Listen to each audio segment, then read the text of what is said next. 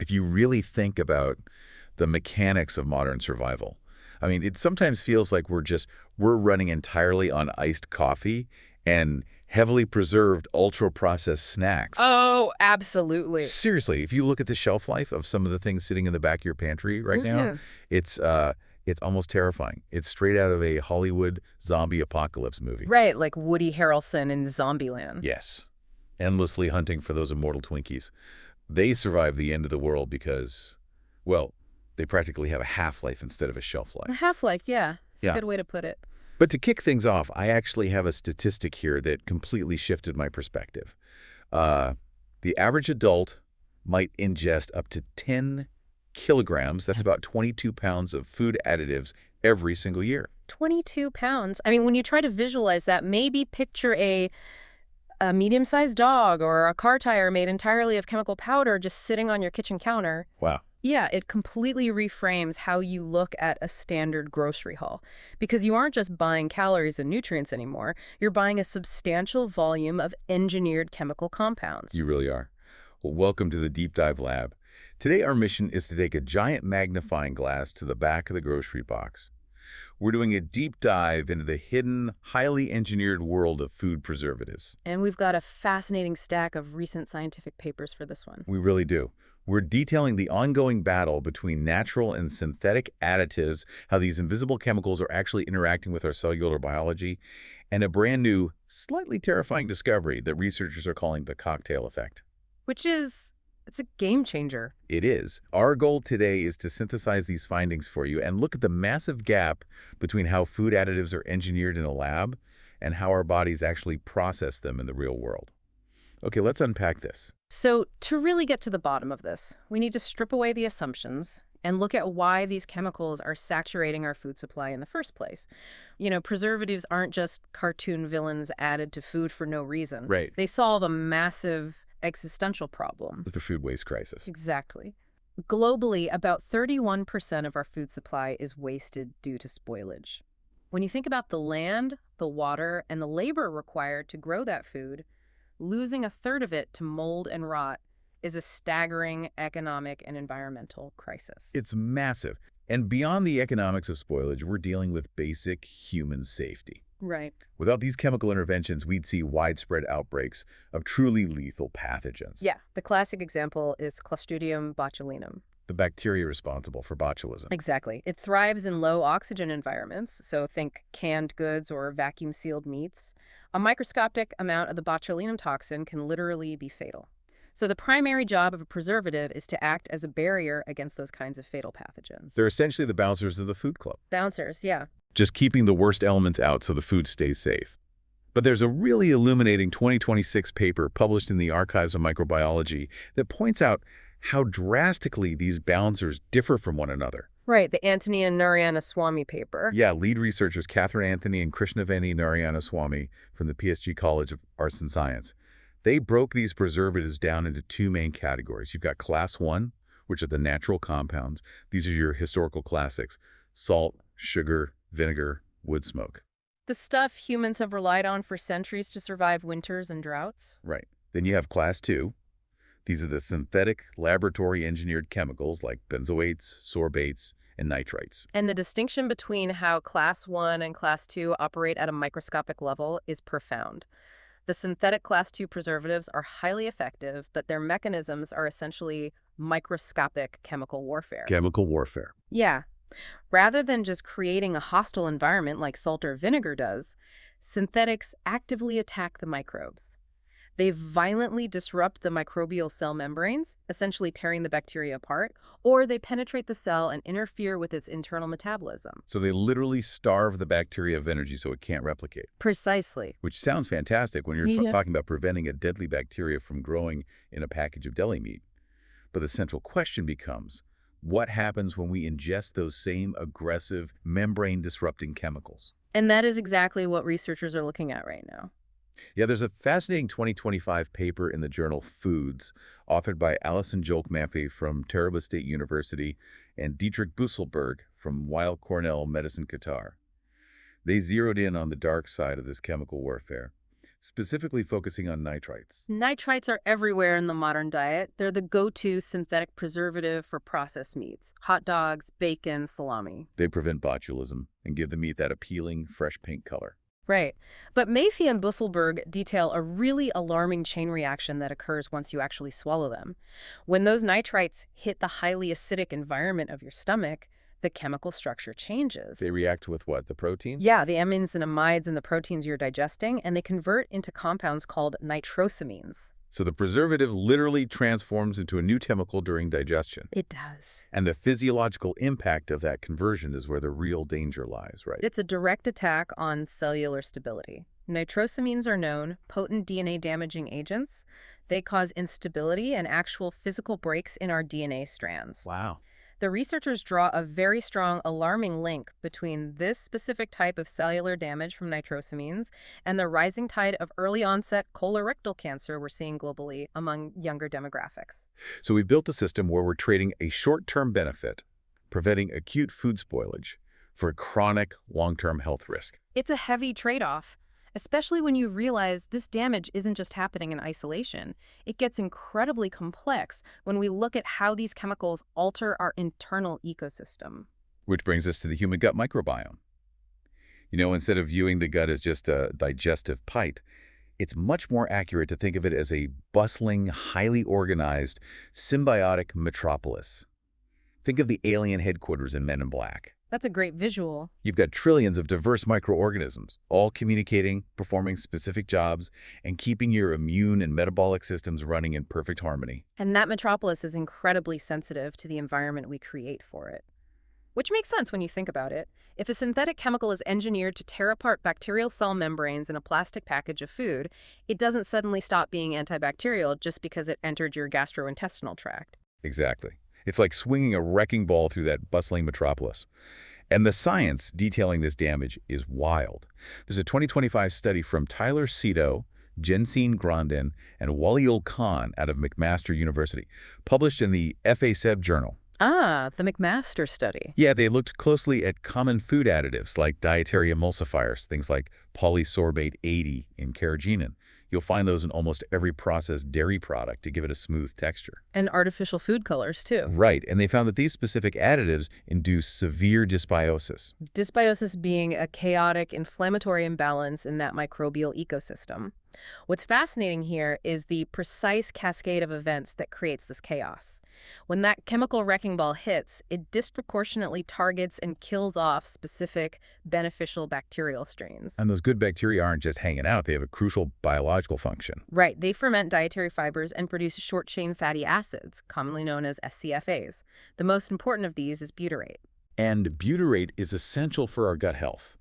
From what I understand, you can think of butyrate as a protective anti-inflammatory shield. It physically coats and nourishes the epithelial lining of our colon, keeping the tight junctions between our cells closed. That's spot on. The butyrate provides the actual energy for those colon cells to maintain their structural integrity. So when the emulsifiers and artificial colors kill off the bacteria stop producing the butyrate shield. And then what happens? Suddenly, your colon lining is compromised. You develop microscopic gaps, which allows toxins and undigested food particles to leak into your bloodstream. Your immune system panics, and systemic inflammation runs rampant. Wow. Yeah, this constant low-grade inflammation is a primary precursor to a whole host of severe metabolic and gastrointestinal diseases, including inflammatory bowel disease. That loss of the butyrate shield explains so much about modern GI tract issues, but the McMaster study revealed that this metabolic disruption extends much further than just digestion. It actually changes how our bodies process sugar. And this brings us to a huge, unexpected paradox with artificial sweeteners. I'm talking about things like sucralose and acesulfame K, which you'll find in almost every single zero-sugar diet drink on the market. Right. The entire marketing premise of those products is metabolic management. You consume them specifically to cut empty calories, avoid insulin spikes, and manage your blood sugar. But the metabolic data here is incredibly counterintuitive. The research shows that these artificial sweeteners alter those gut bacteria signaling pathways so drastically that they could actually induce glucose intolerance. It's wild. You're drinking a diet soda to manage your blood sugar, but the chemical additives are altering your microbiome in a way that makes your body physically less capable of handling glucose. They induce the exact metabolic dysfunction you're trying to avoid. It's a profound paradox, and it perfectly illustrates the downstream consequences of our food engineering. We've historically viewed these artificial sweeteners as biologically inert, meaning they just pass through us without doing anything because they don't contain calories. But they aren't inert. Not at all. They are active compounds interacting with a highly complex living ecosystem inside you. Okay, here's where it gets really interesting.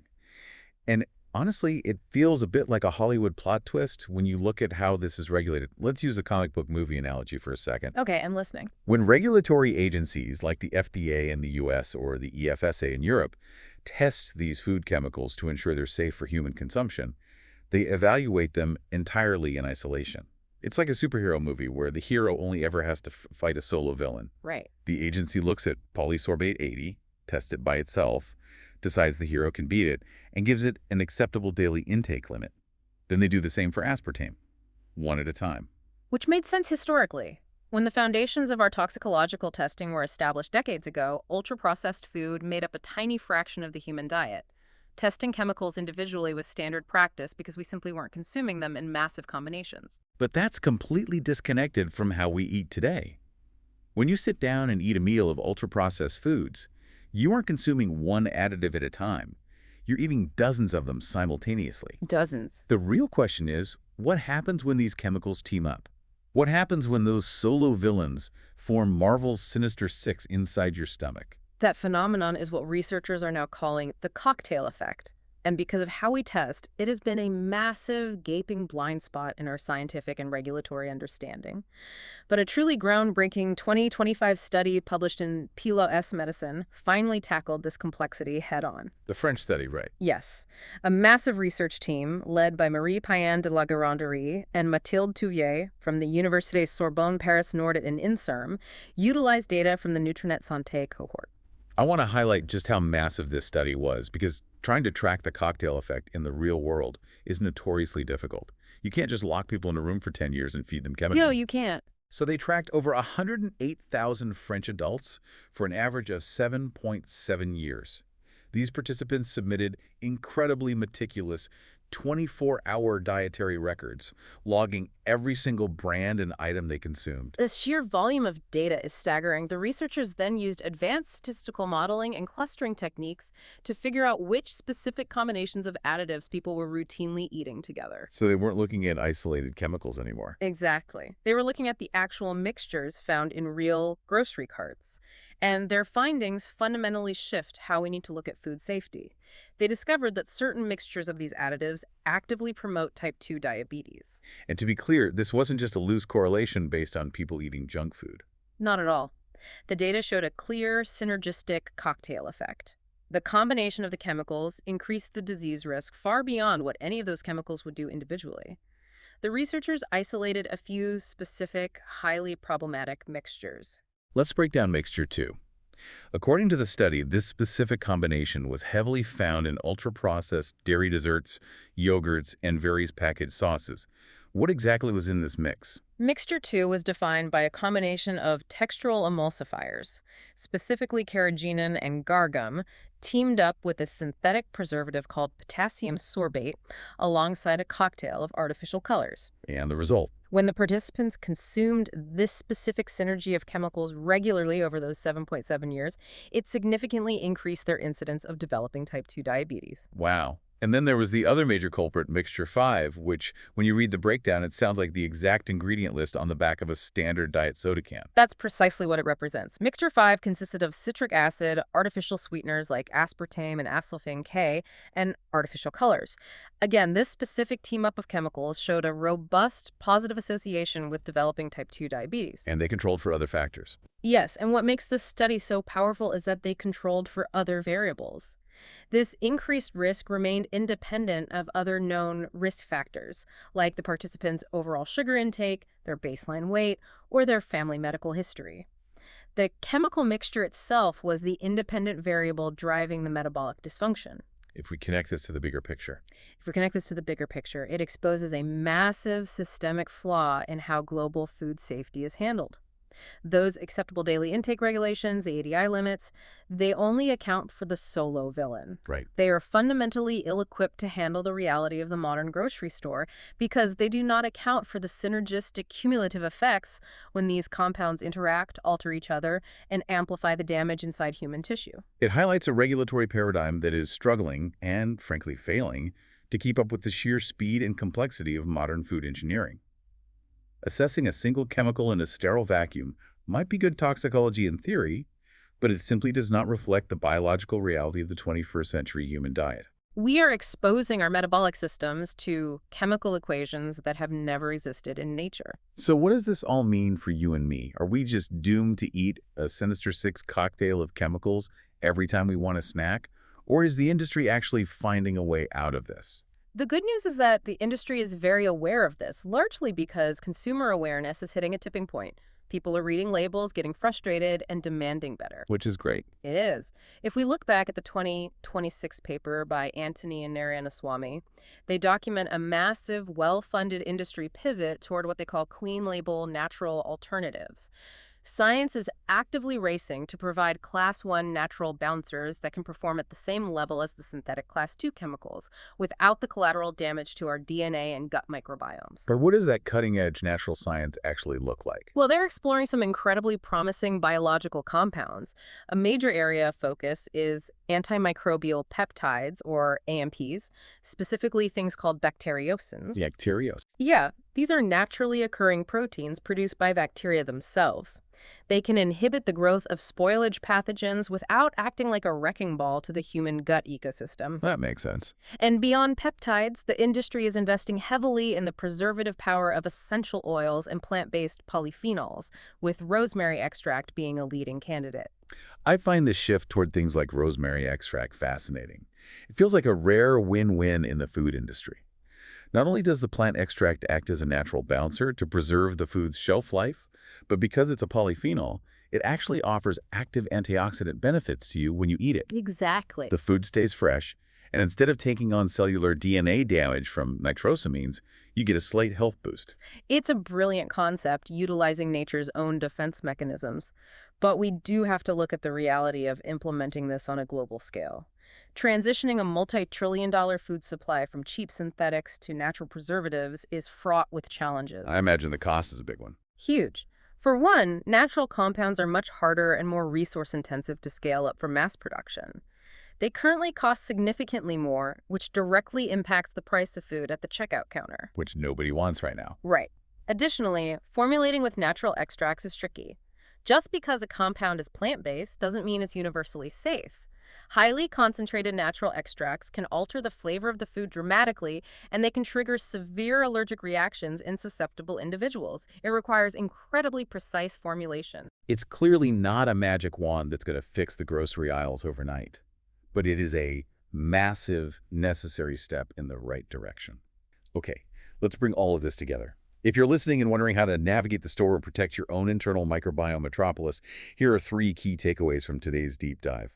Number 1, while synthetic preservatives play an undeniable vital role in preventing deadly foodborne illnesses and mitigating global food waste, they carry hidden, compounding long-term costs. The research clearly links them to severe gut microbiome disruption and rising rates of early-onset cancers. Number 2, the most groundbreaking and immediate danger identified by recent science is the cocktail effect. We now have massive cohort data proving that mixtures of additives, particularly the specific combinations of emulsifiers and sweeteners found in diet sodas and ultra-processed dairy, synergize inside your body. They don't just act alone, they team up to actively increase your risk of metabolic diseases like type 2 diabetes. And number 3, the food industry is slowly making the pivot toward natural, clean label preservatives like rosemary extract and antimicrobial peptides. But that transition is going to take time. For now, your absolute best defense is turning the package around, checking those ingredient labels, skipping the deeply confusing chemical mixtures, and prioritizing whole or minimally processed foods. If there's one big picture takeaway to leave you with, it's this.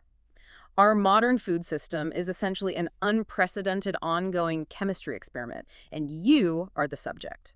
Science is only just now, decades later, developing the statistical tools to catch up to how these complex, engineered mixtures interact within the human ecosystem. Diligent knowledge, label reading, and moderation aren't just trendy, they are the most effective tools you have to stay safe. I couldn't agree more. Thank you so much for joining us in the Deep Dive Lab today. If you found this breakdown eye-opening, please hit that subscribe button to the channel. We got plenty more deep dives into the science of everyday life coming your way, and we love unpacking these mysteries with you. This raises an important question to leave you with, something to think about long after you close your pantry door. If our global regulatory agencies are fundamentally flawed because they only test food additives in isolation, testing one solo chemical at a time, what other cocktail effects from our daily environment might be silently teaming up inside our bodies right now? Wow. Think about the complex mixtures in your morning cosmetics, your daily shampoo, or the microplastics leaching from your food packaging. What kind of chemical teamwork is happening in your bloodstream before you even eat breakfast? That is a terrifying yet fascinating thought to chew on. The cocktail effect goes way beyond the kitchen. Till next time, keep reading those labels and stay curious.